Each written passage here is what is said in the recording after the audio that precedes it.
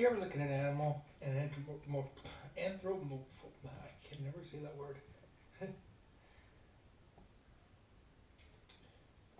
You think that they're smarter than they are. You believe that the animal somehow has a wisdom about them that is beyond your comprehension. This couldn't be further from the truth. Animals have some memory, depending on the animal. They have some ability to remember things and some ability to apply that to current tense. For instance, a dog will remember who kicked it and they will be afraid of it, that person, when they come around again. A cat will remember the same thing. Some birds will remember where they put their nuts, and some chipmunks will remember where they plant their nuts. Elephants will remember where their friends die, and they'll come and revisit the places and feel feelings and mourn them at those places. The secret to life has been told a number of times in a number of different ways, and I've heard it in the Bible. You hear about it, eating of the forbidden fruit, where you you gain the knowledge of life and death.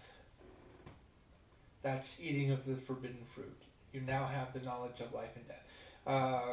Pandora's box. Zeus making humans out of clay and making them come alive. These moments have been described by folks throughout the years. I'm sure that there are many, many other ways of describing the moment that we realized that one day we're going to die. Animals have yet to realize that. That's the difference between us and animals. Animals, they have a chemical in their brain that is released when they're chased, at the moment when they're going to die, or when they get away from being chased. It's a fight or flight reflex. All animals have it, including humans, and it releases this endorphins into our bodies. These nasty chemicals that tell us we need to go somewhere, and that it's intended to last between 3 and 30 seconds. If you've ever been in a battle, then you know that when that lasts any longer than that, or if you've ever done speed or cocaine, if it lasts longer than that, then you start to sacrifice other things, cognitive things. Well, humans at some point in our development realized that there's a future.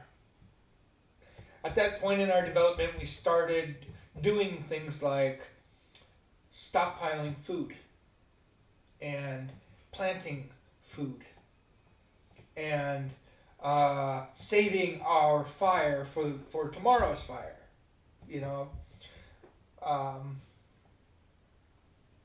At some point, we realized that one day all of us are going to die.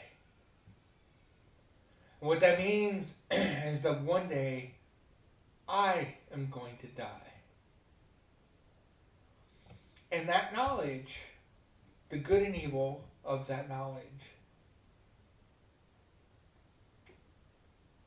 releases a low-level chemical in our bodies of terror that we experience every moment of our lives, every moment of our waking life, and possibly a good deal, if not all, of our sleep life. That feeling of fight or flight is only supposed to be there for a moment. Biologically, it's only designed for a moment. Long enough for us to run away or to pick up a weapon or something and fight. the other animals have not realized that yet. They're innocent.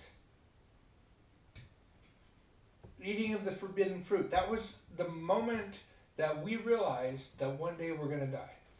Everything in the entire world, everything that has ever been created by humans, from war to progress to buildings, streetcars, civilization, when we write our name down and hope that it lasts 1,000 years, when we make a contribution to something greater than ourselves, when we when we come together to try to achieve something, when we mentally masturbate and convince ourselves that we're not afraid of death, and we put all this energy into showing others and ourselves that we're not afraid when that moment comes, yeah. Even the gauge of progress itself is almost entirely the gauge of how do we avoid thinking about or acknowledging that terror that we live with every day. He was a good man. He was a brave man. He ran into the fire. Despite the fact that he died, he saved 2 people. She was wise beyond her years. And though she may have had a short life, she did so much. It goes on ad infinitum.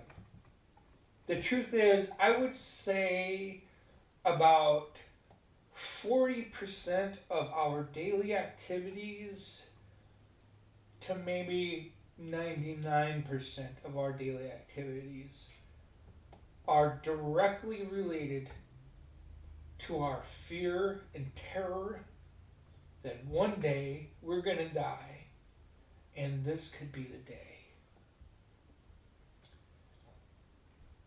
Everything that you do in your life is because one day you're going to die and you're terrified of it.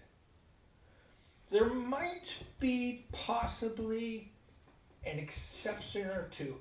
Procreating, having children, again, something that will last beyond your death.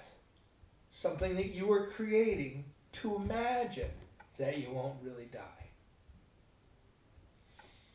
Something that gives you comfort that even when you do die, something will live that comes from you beyond your years. Art, masonry, buildings, war, politics, religion. I mean, every single thing that we do is because we live in terror of death. It has taken me a lifetime knowing that I was going to die to realize that this is the case. It's my hope to continue to reach out and to have discussions about this realization that I had. Of course, others have had it, but I've never heard it said in just such a way. And I get tired of analogies, and I get tired of stories that evade and allude to truth that could be subjectively changed. I want to hear it spelled out and truthful and right there, and that's the kind of person I am. And so I'm spelling it out. The truth is, every single human being in existence, even the crazy ones, insanity is a great way to avoid the idea of death. Every single human being biologically feels death creeping in. And everything that we do is either a feeble or a decent attempt at avoiding that end. I'm Darwin, and at the end of all of my episodes, people get murdered.